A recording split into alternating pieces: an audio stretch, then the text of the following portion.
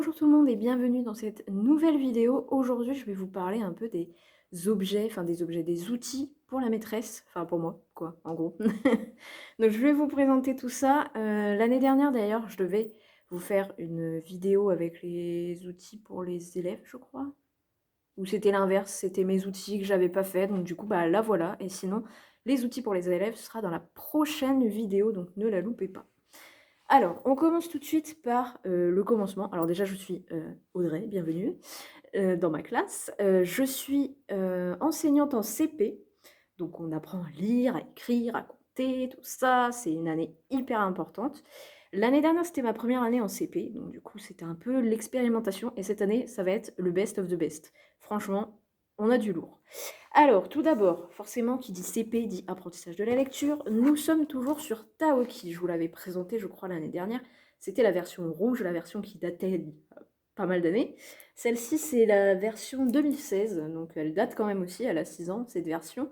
Mais c'est pas grave, on l'utilise quand même et je le trouve super bien, Taoki. Je trouve qu'on lit énormément dedans et c'est plutôt pas mal. Et les enfants se repèrent vachement se retrouvent vachement dans les personnages et tout, dans l'histoire, ils adorent, ils demandent de savoir la suite, ils sont intéressés par cette histoire. Donc franchement, j'aime beaucoup Taoki. Il est vraiment sympathique. D'ailleurs, comme vous voyez derrière moi, il y a les petits affichages, les 3 personnages de Taoki. Belle et belle. Ensuite, qui dit CP dit aussi écriture. Alors je vous montre 2 outils pour les élèves, mais après vous verrez dans la prochaine vidéo, vous verrez tous les outils pour les élèves. Deuxième chose, un petit cahier d'écriture de chez MDI. Ici, c'est les minuscules. Alors, on va pas tenir l'année avec ça parce que, comme vous voyez, il n'est pas très épais. Mais c'est pas grave, ça fait le début de l'année parce que le début de l'année, c'est très sportif. Et du coup, je me dis que je vais pas avoir le temps de préparer les cahiers d'écriture. L'année dernière, ça me prenait un temps fou de préparer les cahiers d'écriture. Je passais mon matin, en fait, j'arrive à 7h30. De 7h30 à 8h15, en fait, et ben, je faisais que de préparer mes cahiers d'écriture, j'avais pas le temps de faire autre chose. Donc je lançais vite fait mes photocopies, et puis et ben, après, les enfants étaient déjà là, donc voilà. Donc c'était un peu compliqué, et ici, en fait, j'aime bien parce qu'au début, on fait des petites boucles, du petit graphisme et tout ça. D'ailleurs, vous allez voir, du graphisme, j'en ai la blinde. Je me suis blindée niveau graphisme. Et ensuite, après, quand on écrit, c'est un peu plus comme ça. Voilà. Pour ceux qui se posent la question, parce que c'est vrai qu'on ne voit pas beaucoup de visuels des cahiers d'écriture MDI. D'ailleurs, l'année prochaine, je prendrai aussi celui-ci, le perfectionnement, je crois qu'il s'appelle. Ouais, perfectionnement CPCE1 avec les majuscules. Voilà, parce que là, c'est juste les minuscules. Mais du coup, ouais, il y aura les... Ah non, c'est les minuscules. C'est que les minuscules. Ah non, mais c'est nul. Parce que moi, l'année dernière, j'avais fait les majuscules avec mes élèves. Je crois qu'on était arrivé jusqu'à la lettre O, P, je sais plus, N. Non, on avait fait le N, ça je suis sûre. Il me semble que le O aussi. Enfin bref, je sais plus à quelle lettre on était arrivé, mais j'utilisais le fichier de la classe bleue.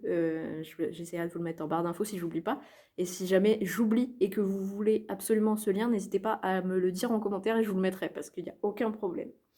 Ensuite, on passe un petit outil qui sert surtout pour les remplaçants. Donc là, ici, j'ai un porte-vue. Porte-vue du remplaçant, d'ailleurs, il s'appelle porte-vue du remplaçant, plus fiche de renseignement assurance élève. C'est extrêmement important parce que là-dedans, je mets absolument tout. Je ne vais pas vous montrer parce qu'en fait, il y a mes infos, il y a mon numéro de téléphone et tout. J'ai pas envie de me faire spammer par des gens. Donc voilà, mais en gros, c'est un petit truc comme ça. Alors attendez, je cache juste, j'enlève ça. Je cache juste mon nom. C'est un truc qui se présente comme ça. Et en fait, il y a toutes les infos pour les remplaçants, les cahiers que j'utilise, les classeurs, tout ça. Enfin, si j'utilise des classeurs, voilà. En tout cas, il y a tout. Tout est précisé dedans, les horaires de récré, les horaires d'école. Qu'est-ce qu'il y a encore dedans? Il y a le nom de l'inspection, il y a les différents numéros de téléphone pour contacter les collègues, parce que nous, en plus, on est sur 3 bâtiments. Donc c'est un peu compliqué. Donc on a le bâtiment avec le directeur, on a la maternelle et on a nous ici, les CPCE1. Donc voilà, moi j'ai mis aussi mon adresse mail, parce que si jamais je suis absente et qu'on veut me contacter, il y a mon numéro de téléphone, mon adresse mail. Il y a le nom des collègues avec les niveaux qu'ils ont. Il y a le matériel pour les élèves. Il y a le matériel, les documents importants pour le remplaçant. Il y a aussi les sorties, si on fait des sorties régulières, type musique ou sport qu'on fait en extérieur de l'école. Voilà, voilà. Moi, j'ai mis aussi le fonctionnement de mon tableau de comportement. D'ailleurs, ça va changer parce que c'est plus du tout le même tableau de comportement que j'ai parce que je l'ai changé cette année. Si vous n'avez pas vu, c'est dans la vidéo précédente où je vous fais vraiment le tour de ma classe. Voilà pour ça. Ensuite, là, on attaque du lourd. On attaque du lourd. On commence par les maths. Alors, c'est un gros dossier. Les maths, je suis en train de tester, enfin je suis en train de tester, non, puisque il n'y a pas encore d'élèves face à moi, mais je vais tenter de faire la méthode MHM, elle me semble super bien, super abordable, tout est super bien expliqué. Ça se présente comme ça, donc en fait sur internet, hop, ça se présente comme ça. Sur internet, vous avez directement le guide PEDA en gros, en entier, avec le déroulement des séances, le matériel que vous utilisez, il y a même les programmations. Regardez, des petits tableaux comme ça avec ce qui est abordé dans les différents niveaux, parce que vous l'avez du CP au CM2, je crois, la méthode MHM. Donc si jamais vous n'avez pas de fichier, vous n'avez rien, vous arrivez, vous ne savez pas ce que vous allez faire en maths, prenez MHM, c'est facile. T'as juste à imprimer les trucs. Et puis, tout devrait bien se passer. Là, par exemple, pour le premier module, ici, hop, premier module qui dure 6 séances, c'est écrit. J'essaye de me poser un peu, bref. Qui dure 6 séances, on a les objectifs majeurs du module, on a le matériel qu'on doit utiliser, donc on peut trouver les fiches sur le site d'MHM, ça c'est super bien. Et on a à chaque fois les petits devoirs et tout ça, on a des petits compléments aussi qu'on peut trouver sur internet, voilà. Donc ça, je vais tenter cette année. Je vous ferai peut-être des retours en cours d'année si j'ai changé des choses dans les modules. Il y a 22 modules, je crois. Attendez, je regarde. Il y a 22 modules, c'est ça. 22 modules. Si on n'arrive pas à tout faire, c'est pas grave, hein. C'est la première année que je tente. Et puis, il y a des évaluations déjà toutes faites, il y a des leçons déjà toutes faites. Il y a des fiches exercices déjà toutes faites, donc franchement c'est génial. Ça vous explique aussi comment faire les ateliers. Par exemple, là je tombe sur un module, je ne sais lequel. On a 4 ateliers, donc ça c'est super bien. On peut travailler en atelier, c'est génial. Moi j'adore travailler en atelier. C'est juste que les enfants en fait quand ils arrivent en CP, je sais pas pourquoi, mais l'année dernière ça m'a fait le coup. Ils ne savent plus travailler en atelier. Donc, on va essayer quand même de le faire au moins en maths, en tout cas, parce que là, enfin, c'est propice à faire des ateliers. Donc là, par exemple, on a... alors là, c'est avec l'enseignante, je pense. Les élèves sont en binôme. On donne en vrac une enveloppe à chaque binôme. Un jeu complet de cartons nombre de 1 à 9 et de 10 à 50. On les laisse découvrir le matériel, blablabla. Deuxième truc, faire des paquets de 10. Voilà. Le troisième atelier, on fait un petit jeu de monnaie. Et le dernier, on fait des figures géométriques avec un petit jeu de société. Donc voilà, c'est plutôt pas mal. D'ailleurs, ça date de 2019, hein, c'est une édition de 2019 celle-ci. Et vous avez vraiment tout pour tous les niveaux du CP au CM2. Donc franchement, n'hésitez pas, c'est génial. Voilà, enfin c'est génial, je ne sais pas, j'ai pas encore testé. Mais bon, pourquoi pas. Ensuite, en français, j'ai encore un pavé. Je me fais des pavés parce qu'en fait, l'année dernière, j'ai imprimé des choses que j'ai ensuite réimprimées et qu'au final, j'ai tout découpé pour faire des feuilles de brouillon parce que ça me saoulait. Il y avait trop le bazar dans ma classe. Donc cette année, je m'organise dans mes classeurs. Ici, ce sont des fiches en rapport avec Taoki. Donc à chaque fois, on a 2 fiches par jour. Donc le premier jour, on a en gros, on découvre le son, quoi. Donc là, par exemple, le A, on le découvre. On le retrouve dans les mots, on relit tout ça. Enfin, voilà, on entoure les lettres, voilà. Alors là, attendez, c'est un mauvais exemple. C'est un très mauvais exemple. On va prendre, par exemple, sur le R, voilà. Le R, donc on découvre le R. Donc on colorie quand on entend le son R, on coche quand on entend le son R, on colle l'étiquette qui correspond à la syllabe Ra ou Ri. Pardon, je vous montre, vous ne voyez pas. Il y a différents niveaux de difficulté. Alors, je vais trouver ça sur le blog de Dans ma trousse. Et franchement, c'est génial. Il y a 3 niveaux de difficulté. Donc, si vos élèves ils sont faibles, vous leur donnez seulement avec 2 syllabes, là, par exemple. Et s'ils sont forts, enfin, ou plus, et ben, il y a 4 syllabes à retrouver. Voilà, donc là, ensuite, on travaille toujours. Hop, je me tourne sur la lettre R. On la retrouve dans la grille, on la trouve dans les mots, on retrouve les syllabes, on les entoure ou on les colorie de la même couleur. Donc ça, c'est le premier jour. Et le deuxième jour, parce qu'on travaille toujours un son sur 2 jours, Deuxième jour, on lit les petites phrases, on illustre ce que ça veut dire. Ensuite, ici, par exemple, on doit remettre le bon prénom en face du bon personnage. Et ici, on entoure tous les mots pour voir que dans une phrase, il y a plusieurs mots. Donc voilà, tout ça, ça peut se retrouver sur le blog de Dans ma trousse. C'est hyper facile. Franchement, les gamins, ils adorent. Attendez, il y a encore une page. Et ici, colle chaque objet dans la pièce de la maison correspondante. Donc voilà, ça c'est super simple aussi. Hop, je vous montre comme ça. Voilà, et en bonus, ils ont un petit coloriage. Et d'ailleurs, il y a les fiches révision. Je ne sais pas si vous connaissez Taoki, en fait. À chaque fois, on fait des sons. Au bout d'un certain nombre de sons, il y a une page révision. Je peux vous montrer dans mon manuel. Hop, voilà, il y a une page révision comme ça. Et en fait, moi, je vais me servir de ça pour faire les évaluations. En fait, comme ça, à chaque fois, ça sera considéré comme une évaluation pour voir s'ils ont bien retenu les sons et tout ça. Et du coup, comme en maths avec MHM, et j'ai aussi les évaluations. Du coup, c'est facile d'évaluer les élèves. Voilà, pas besoin de se prendre la tête, franchement. Ensuite, on continue, toujours un peu dans le français, l'écriture, tout ça. Ici, je me suis faite des feuilles de graphisme. Alors, par exemple, j'ai déjà fait une feuille comme ça avec des lignes, c'est des 3 mm, je crois, parce que de toute façon, en début de CP, ils n'écrivent pas dans du carreau classique, dans des lignes classiques. Donc, je leur imprime ça. Souvent, ils écrivent la date, on fait une petite dictée, un petit machin, enfin voilà, petit rituel d'écriture, en tout cas, pour qu'ils puissent s'habituer à écrire dans des lignes. Et du coup, là, ils écrivent dans du 3 mm, ce qui est bien en début d'année, parce que l'année dernière, j'avais commencé dans du 4 mm, et en fait, c'était trop gros, et il y en a qui galéraient à écrire. Et au final, après, quand je suis passée au millimétrage en dessous, et ils arrivaient très bien à écrire. Et du coup, je me suis dit, ok, donc en fait, depuis le début, je leur dis qu'ils écrivent super mal, alors qu'en fait, c'est de ma faute. Donc voilà, ça m'a appris au moins. Et donc ensuite, j'ai des petites activités comme ça de graphisme qu'on fera chaque matin, en fait, quand ils arriveront. Il y aura des rituels à faire et tout ça. Et le graphisme, ce sera une sorte de rituel qu'on collera ensuite dans le cahier du jour.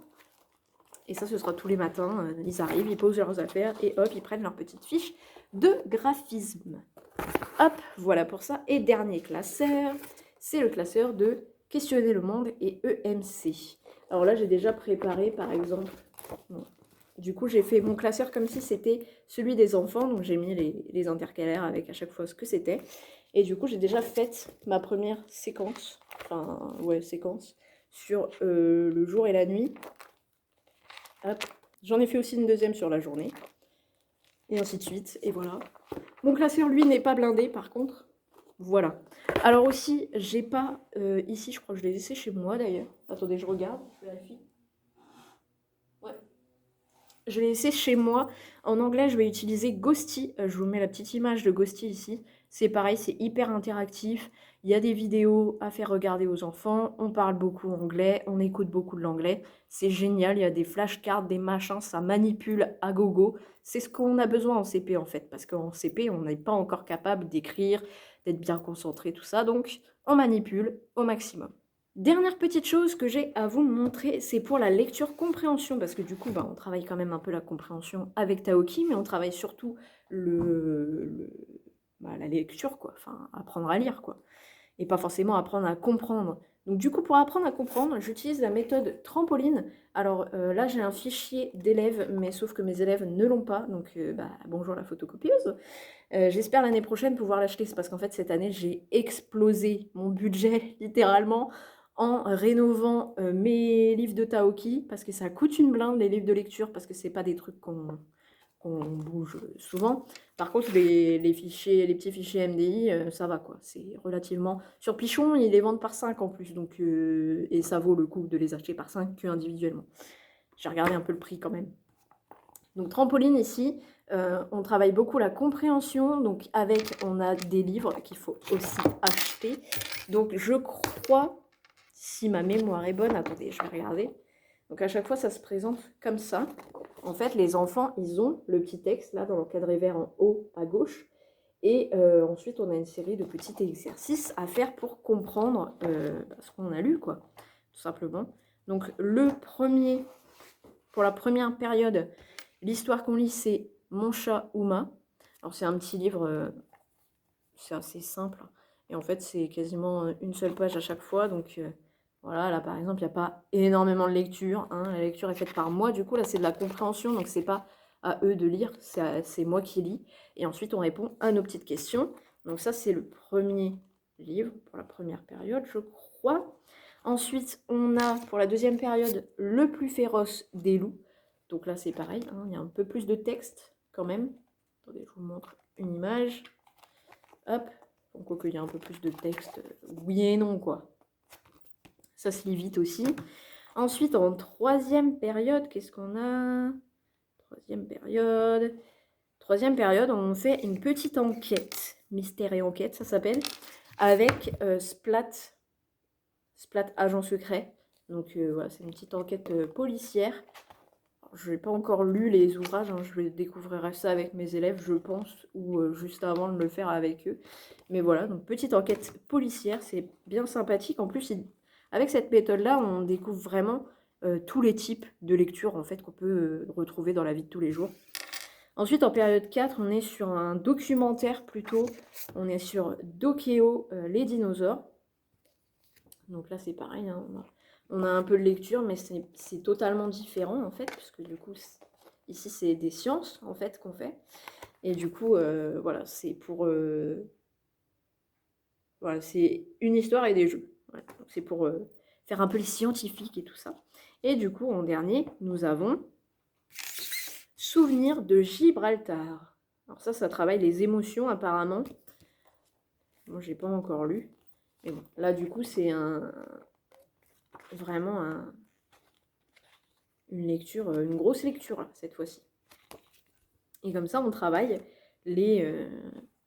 tous les types de textes qu'on peut rencontrer, enfin, en tout cas, une grande partie des textes qu'on peut rencontrer, et voilà, quoi. Enfin, en fait, c'est pour découvrir, donc c'est super cool. Moi, j'adore ça, et j'ai hâte de faire ça avec mes élèves, ça va être trop cool. Voilà pour ma vidéo, j'espère qu'elle vous a plu. Si jamais vous avez d'autres idées à me proposer pour tester, pourquoi pas, hein. Moi, je veux bien jouer le cobaye, il n'y a aucun problème. Vous pouvez, si vous voulez, me laisser vos séquences, vos séances à tester dans les... Enfin, pas dans les commentaires, mais par mail. Je me ferai un plaisir de les tester pour vous et de vous faire un retour d'ailleurs sur ce qui a pu se passer du coup pendant ces séances. N'hésitez pas à me donner vos avis sur ce que j'utilise, sur ce que je fais, si jamais vous avez déjà utilisé, si vous voulez utiliser et que vous voulez un retour sur ce que je fais, il n'y a aucun problème, je vous le fais sans souci. Voilà, moi je vais vous laisser ici. La prochaine vidéo, du coup, ce sera sur les outils que les élèves utilisent. Par contre, là, on est le 20... Attendez, on est le 20 combien? On est le 25 août. Je pense que la vidéo, je vais la tourner en septembre. Comme ça, le temps que mes élèves mettent un peu leur bazar dans leurs cases, et comme ça, j'irai fouiller un peu les cases. Et du coup, voilà. C'est tout pour aujourd'hui. J'espère que ça vous a plu. Si jamais c'est le cas, n'hésitez pas à laisser des pouces vers le haut. N'hésitez pas à commenter, à vous abonner, si jamais vous voulez continuer de suivre mon aventure de prof. Et moi, je vous dis à très bientôt pour de prochaines vidéos. Ciao tout le monde!